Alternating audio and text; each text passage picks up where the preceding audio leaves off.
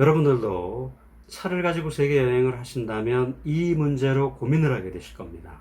대부분의 처리를 해주시는 담당자분들은 자동차 일시 반출 승인을 처리해 본 경험이 없는 분들이 대부분이었어요. 세관장관이 막막하니까 자기 보스를 데려오더라고요. 안녕하세요. 길섭입니다. 오늘 말씀드릴 내용은 내 차를 어떻게 안전하게 외국에 내보내냐, 이것에 관한 겁니다. 그런데 세상의 이런저런 기준들은 수시로 바뀔 수 있으니까 제가 드리는 말씀이 다 100% 맞는 거다 이렇게 생각하지 마시고 실행을 하실 때에는 직접 한번 확인을 해보셔야 됩니다. 그리고 내용을 좀 간단하게 만들까 했는데 하다 보니까 또 길어질 것 같습니다. 그런데 기왕 이야기 나온 거니까 깨알 같은 정보들 자세히 말씀드리겠습니다. 오늘 말씀드릴 내용의 요지는 차량 국외 일시 반출을 위한 절차, 그리고 절차별 필요 서류, 그리고 참고사항, 내보낸 기간은 세계 여행하는데 충분한지, 비용은 얼마나 드는지, 그리고 이런 과정을 도와줄 분들은 어떤 분이 계신지, 이런 부분들 살펴봅니다. 내 절차를 챙겨줄 에이전시를 먼저 찾아봐야 되는데요. 대형 해운사에서는 소형 화물은 직접 취급하지 않기 때문이지요. 그리고 이 에이전시가 해운회사하고 접촉을 하고 그 다음에 외국에서 내 차를 찾을 때 통관을 책임져 줄 에이전시와도 연락을 해서 진행을 하지요. 그리고 나면 차를 외국으로 내보내기 위한 실제적인 절차를 밟는데요. 뭐냐면 차를 내보내기 위한 일시 반출 승인을 받고요. 세관에 가서 반출을 신고를 한 다음에 선적을 하게 됩니다. 그러고 나면 이제 이 배가 바다를 건너갈 때까지는 내 차와는 당분간 이별입니다. 제가 좀 조심해서 그런지 부산항에서 차를 보내고 돌아오는데 마치 그 아들을 군대 보내고 오는 그런 느낌이 좀 들더라고요. 제 경우에는 차를 태평양을 건너 보내는데 대략 한 달 정도가 걸렸어요. 그래서 저는 가족들하고 유럽으로 가서 스페인과 포르투갈을 좀 돌고 그리고 남미로 넘어갔죠. 남미를 가기 위해서는 어차피 유럽이나 미국 아니면 호주에서 비행기를 갈아타야 돼요. 너무 멀어서 한 번에는 못 가거든요. 이런 걸 이용해서 비행기 추가 요금 없이 유럽에서 잘 놀다가 간 건데요. 제가 또 이런 기회를 그냥 넘기지 않지요. 이렇게 이동 중에 큰 비용 들이지 않고 저렴하게 여행할 수 있는 팁도 나중에 자세히 알려드리겠습니다. 마지막으로 현지에서 차를 찾으면 되는 거죠. 그런데 이때는 뭐 현지 에이전시가 다 챙겨주기 때문에 내가 뭐 특별히 할 일은 없습니다. 전반적으로 처리하는 게 그렇게 어렵진 않아요. 그런데 막상 해보시면 모든 일이 다 매뉴얼대로만 되지는 않아서 가끔씩 애도 좀 먹고 그러기는 합니다. 저 같은 경우는 세관에 차를 내보낼 때 2년 동안 반출하겠다고 했더니 1년만 내보내라는 거예요. 왜 그러냐고 물어봤더니 2년을 해준 전례가 없다. 1년만 나가라. 무슨 소리냐. 규정에 2년까지 할 수 있게 돼 있는데 뭐 이런 실랑이는 있었는데 그때 담당했던 젊은 직원분께서 규정을 들여다보시더니 잘 처리를 해주셨어요. 사실 저는 이런 문제가 생길 거라고는 생각도 못 했었거든요. 근데 무엇이든지 일을 진행을 하다 보면 작은 산들이 계속 나타나게 됩니다. 또 계속 넘어가게 되고요. 영어로 작성된 자동차 등록증입니다. 외국에서 통관을 하거나 보험을 들 때 필요한 거죠. 사진을 엉망으로 찍어서 죄송합니다. 원본이 지금 브라질에 있어서 달리 찍을 방법이 없네요. 근데 이거 참 우리나라 국격에 맞지 않게 A4 용지에 그냥 출력한 다소 좀 없어 보이는 형태예요. 그러다 보니까 외국 공무원들이 이게 사본인 줄 알고 이거 말고 원본을 달라 이렇게 요구하는 일이 있다고 그래서 저는 코팅을 해서 가지고 나갔죠. 그랬더니 폼도 좀 나고 오래 보관하기도 좋더라고요. 일시반출 승인은 자동차를 외국으로 가지고 나가기 위해서 받는 건데요.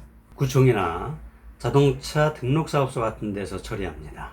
여러 절차를 밟다 보니까 느낀 게 제가 접했던 대부분의 처리를 해주시는 담당자분들은 자동차 일시 반출 승인을 처리해 본 경험이 없는 분들이 대부분이었어요.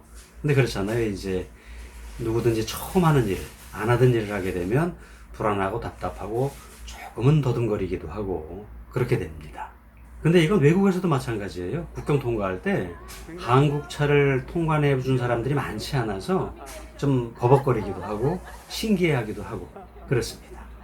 그리고 일시반출 승인을 받으면 그 기간 동안에는 자동차 검사 같은 거 받지 않아도 돼요.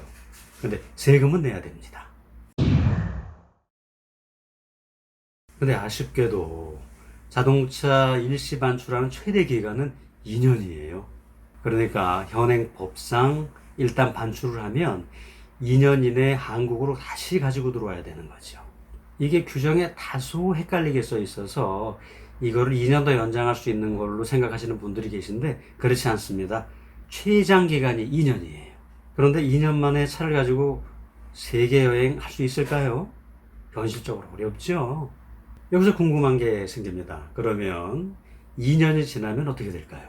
규정을 어겼으니까 차를 한국으로 갖고 들어오지 못할까요? 당연히 그런 건 아니고요. 들어올 때 수입 관세를 내야 되는 거지요. 그러니까 일시 반출의 효과가 없어져서 수입 관세를 내야 되는 건데 문제는 이 관세율이 되게 높다는 거예요. 그래서 차를 가지고 세계를 여행하는 분들 중에 한 분이 실제로 2년이 도과되기 전에 남아프리카 공화국에서 한국으로 차를 보냈고 한국에서 차를 반입하자마자 다시 반출 승인을 받아서 그 다음 목적지로 차를 보낸 그런 분도 계십니다. 한번 보실래요? 그분이 아프리카에서 그 다음 목적지가 남미였어요. 그러니까 아프리카에서 남미로 바로 보내면 될 것을 아프리카에서 한국으로 그리고 한국에서 남미로 이렇게 보낸 거죠. 좀 우습지 않나요? 규정을 지키기 위해서 이렇게 대륙간 차를 이동시킨다는 게 그 비용이며 시간이 얼만데요.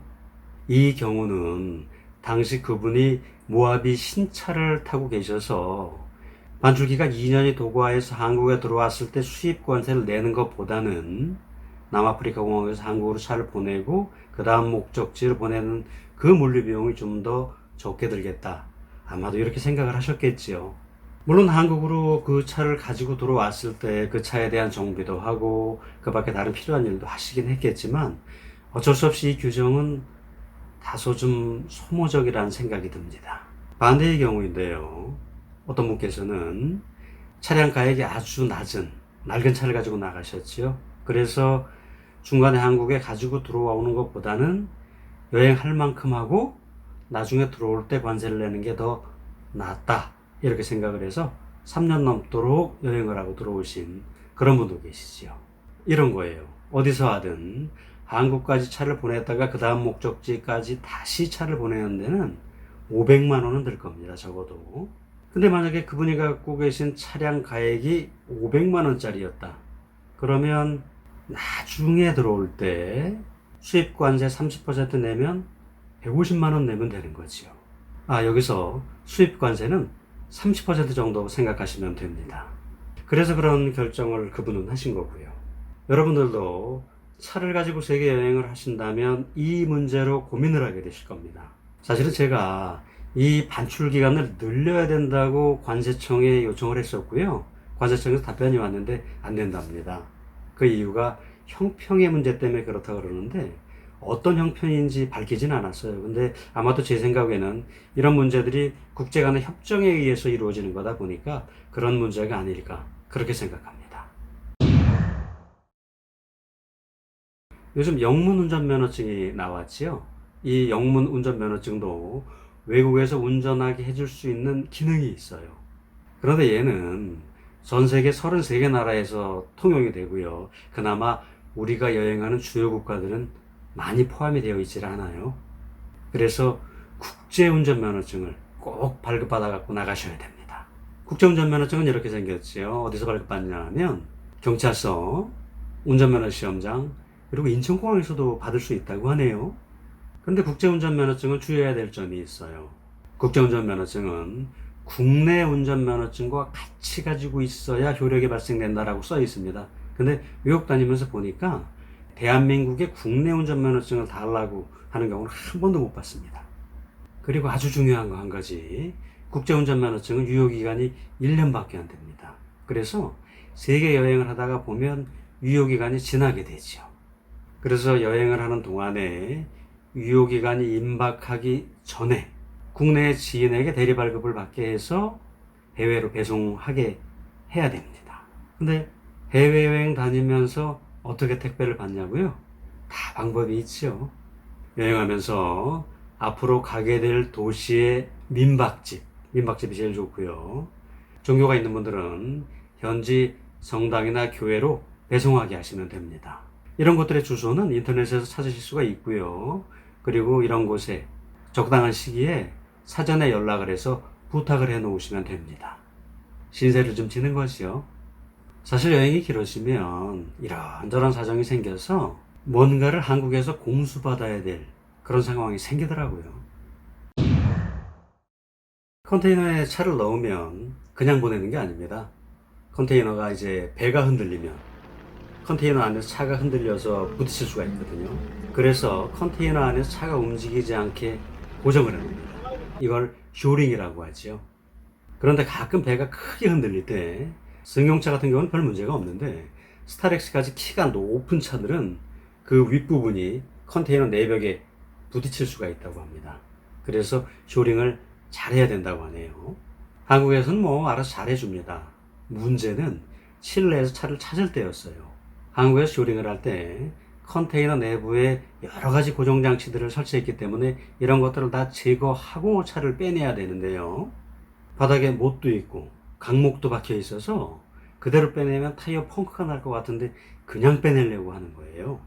그래서 이것도 치워라, 저것도 빼라. 그래서 일일이 다 제거를 하게 한 다음에 제가 직접 들어가서 차를 빼가지고 나왔죠.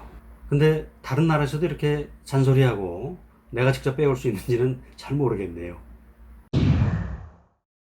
비용은 2019년 8월 기준이고요. 스타렉스를 컨테이너에 넣어서 부산항에서 칠레까지 보내는데 총 비용이 500만 원 정도 들었어요. 기간은 한 달 정도 걸렸고요. 칠레가 아니라 좀 더 먼 우루과이의 몬테비데오로 보내도 가격에 큰 차이는 없었습니다. 컨테이너 넣지 않는 로로 방식으로 보내면 가격도 대체로 저렴하고요. 보낼 때도 우리나라 세관에 그냥 넣어 놓기만 하면 되고 찾을 때도 그 나라 세관에서 그냥 차를 끌고 나오면 된다고 합니다. 참 쉽죠. 이게 도난의 우려만 없으면 참 좋은 방법인데요. 그죠? 아마도 이 영상이 나가는 오늘쯤 한 달 전에 남미의 부에노스아이레스를 출발한 캠핑카 한 대가 평택항에서 통관 절차를 밟을 겁니다. 제가 직접 가서 그 과정을 촬영을 해서 보여드리려고 합니다. 로로선으로 캠핑카를 운반하면 차 안에 있는 물건들의 도난이 우려된다라고 제가 말씀드렸었지요. 오늘 들어오는 이 차의 차주분께서 그걸 막기 위해서 어떤 기가 막힌 대책을 세웠는지도 보여드릴 테니까 다음번에 꼭 보세요.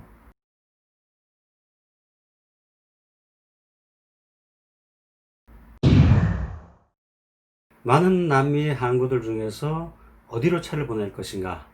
이걸 선택할 때는 뭐 가장 기본적인 것은 남미에서 내 여행 경로를 계산을 해보고 그 경로에 적합한 곳으로 차를 보내는 거죠.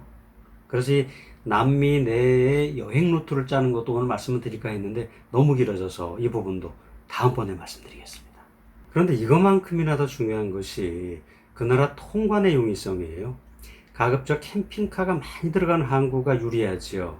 그리고 통관 시스템이 잘 갖추어진 나라가 또 유리하고요. 제가 생각하는 가장 유리한 곳은 남미에서는 우루과이의 몬테비데오인 것 같아요.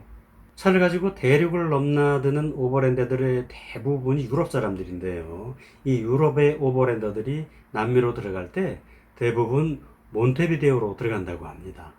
대체로 많이 처리하는 사람들이 일 처리를 잘하는 법이지요. 그리고 이것은 통관의 유연성도 좋다고 하네요. 이거 중요한 점이죠. 빡빡한 데 가면 가슴이 답답해집니다. 저는 개인적인 이유로 그 빡빡하다고 하는 칠레 산 안토니오 항구로 들어갔는데요. 이곳은 캠핑카에 출입이 별로 없는 곳이다 보니까 통관을 처리하는 담당 직원도 답답한 거예요, 스스로가. 생각해 보세요. 보통 승용차가 국경을 넘을 때에도 이것저것 많이 뒤져보는데 캠핑카 뒤져보자면 좀 막막하지 않겠어요? 제 차에 실려 있는 게 아마 100가지도 넘게 있었을 텐데요. 하필이면 내가 근무하는 날 이런 차가 들어오나. 하고 속으로 꽤나 투덜거렸을 거예요, 아마. 세관장관이 막막하니까 자기 보스를 데려오더라고요. 그래서 제가 그 보스한테 이 차는 캠핑카인데 나는 이 차로 남미 전체를 여행하고 북미로 넘어갈 거다. 한 달 이내에 칠레를 떠날 것이고 이 차에 특별한 건 실려 있지 않다. 라고 스페인어로 떠듬떠듬 이야기를 했죠. 그랬더니 그 친구가 차를 한번 쑥 훑어보더니 뭐야 이거 진짜 캠핑카네. 뭐 볼 거 있어? 하고 자기 부하 직원한테 이야기를 하더라고요. 그러니까 막막해 하던 그 부하 직원이 신이 나서 일사천리로 도장 쾅쾅 찍어서 보내주더라고요. 조심해야 될 것은 항상 이렇지는 않은 거예요. 칠레 공무원들 엄청 빡빡하거든요. 그래서 국경 통과하면서 물건 뺏기고 열받는 여행자들 많습니다. 그런데 항구로 들어가는 거는 육로로 통과하는 것과 또 달라요. 훨씬 까다롭죠. 제가 운이 좋았던 거라고 생각합니다. 아무튼 항구에서 통관에 문제가 생기면 차주는 엄청 스트레스 받고요. 시간이 길어지는 것만큼 보세 지역 보관 요금을 내야 되는데 또 이게 굉장히 비싸요. 장난이 아니죠.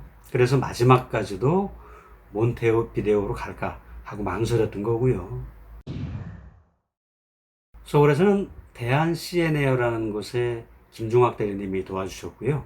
칠레에서는 CN 까르가스라는 물류회사에 강찬엽 지점장님이 도와주셨지요. 이분들의 연락처는 이 동영상의 설명 부분에 써놓겠습니다. 참고하세요. 참고로 저는 이분들한테 뭐 받거나 한 거 하나도 없습니다. 칠레 강찬엽 지점장님을 더 추천드려요. 왜냐하면 이 회사가 남미 여러 나라에 지점이 있고 그리고 한국인 직원들이 있어요. 그리고 원하는 나라로 차를 보내기가 좋은 거죠. 그리고 부산에도 지사가 있어서 부산에서 통관하는 것도 직접 도와주시죠. 제가 나갈 때 저를 도와주신 분은 서울에 계셨기 때문에 부산 세관에 제가 혼자 직접 갔어요. 아무래도 좀 불편하더라고요. 이거 참 드릴 말씀은 많은데 시간이 너무 길어지네요. 오늘은 여기까지 하겠습니다. 궁금한 사항 있으시면 댓글 달아주세요. 끝까지 봐주셔서 고맙습니다.